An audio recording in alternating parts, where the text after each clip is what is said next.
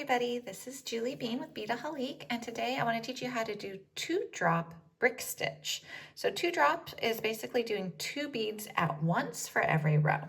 So I'm going to show you how to do it. I have a little sample swatch right here and you can see it looks just like regular brick stitch, but I'm doing 2 beads at once. So on this one, these little light rose gold beads were one row and then the more maroon beads were another. Now what this does do is because brick stitch naturally goes out a little bit when you jump to the second row, 2 beads go out a little bit instead of just 1. So I'm going to show you how to do this, and it's going to be the same process as you do regular brick stitch, but you're just doing 2 beads. So you're going to start with a ladder stitch row. So we're going to do blue for our bottom one. So instead of picking up 2 beads onto our needle, we're going to pick up 4.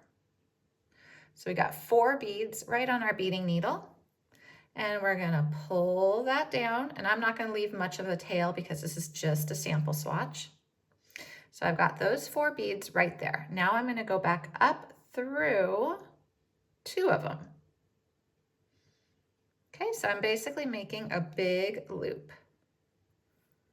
You see that loop right there, and I'm holding the beads. And then when I release them, what I want to do is I want 2 of them to bend over, and you see that they did that. So now we have a little cluster of 4 beads. So we're going to take our needle and we're going to go down through these ones that were bent over and pull.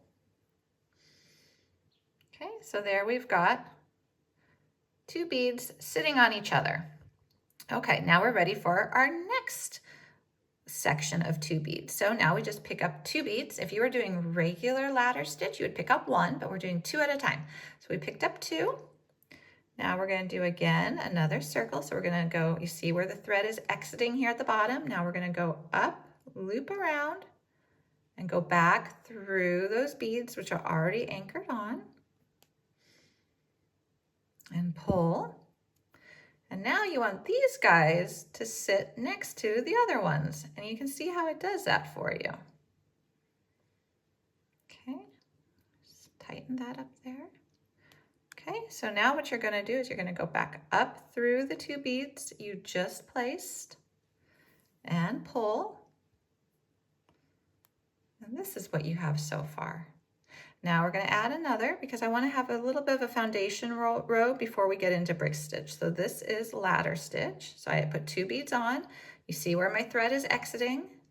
Now I'm going to go back up through those beads again. So you see how this is always creating a loop. There we go. And you want those to now sit next to the ones which are already attached. And now we're going to go back down through them. Like so. I'm going to do 1 more and then we're going to go up to brick stitch. Okay, again 2, make your loop so it goes through it and come down.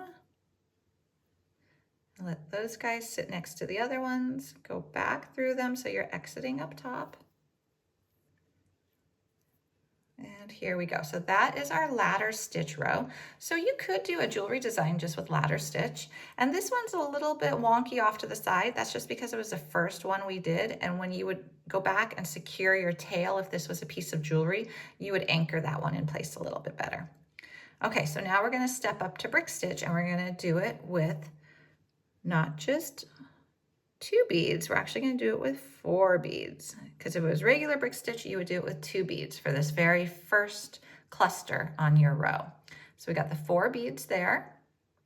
We're going to look at the top down of our beadwork. It could be a little hard to tell because these are dark blue beads and dark black thread. I was trying to find some contrasting items, but there are little thread bridges between each of these beads. And we're going to slip our needle under. So you can see that thread bridge right there. We're going to slip our needle under the thread bridge from the back forward.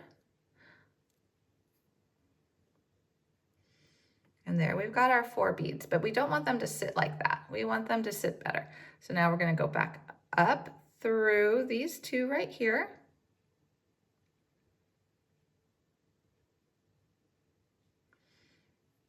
Okay, and I know my finger's blocking them, but you have to kind of pinch them as you're doing this. Okay, and now because this is the first cluster on this end, we're going to go back down through these side ones because we want them to sit a little nicer. And pull, and then back up through these other two.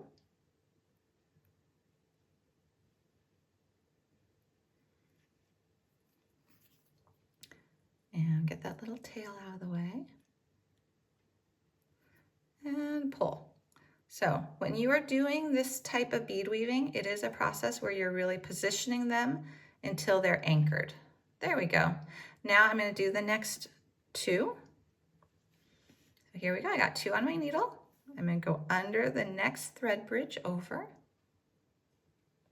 You can see that thread bridge right there. Again, I'm coming from back to front. And now I'm going to go back up through the two beads I just put on here.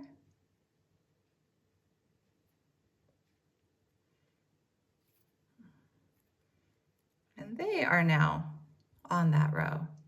I'm going to do one more and then that'll be it. And you would just continue this way. And it's the exact same technique as if you were doing brick stitch. So if you're looking to do increases or decreases or any of that, we do have guides and other videos at beadaholique.com for that. And you would just reference them, but just add the two beads for every step instead of one. And what's nice is this really saves a lot of time. So if you are doing jewelry designs where you're maybe selling them or giving them as a gift, it is nice to be able to add two at once. It also does give you the increases and decreases on the side with two beads. Now this can be an advantage or a disadvantage depending on your design, so you'll have to think that through.